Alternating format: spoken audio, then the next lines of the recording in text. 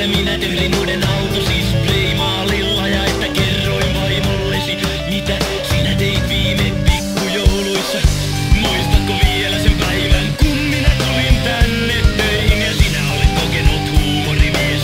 Otit minut heti hampaisiisi.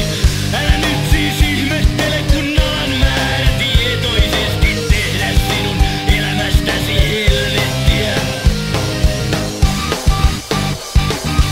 Hei, ota sinäkin nyt huumorilla, ota huumorilla, niin sinäkin aina minua viisaasti neuvoit. Hei, ota turpasi niin kuin mies, älä itke vaikka sinuakin välillä lyödään.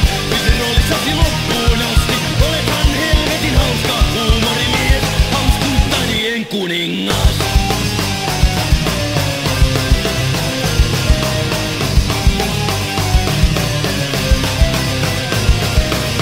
Luuletko, että oot jo vaikka me naiset sinua puolustavat tosi paikan edessä? Luuletko niin?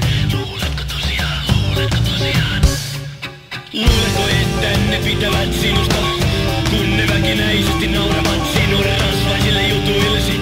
Sinulla on vielä paljon opittavaa. Muistatko, kuinka hauskaa sinulla aina riitti minun kustannuksellani?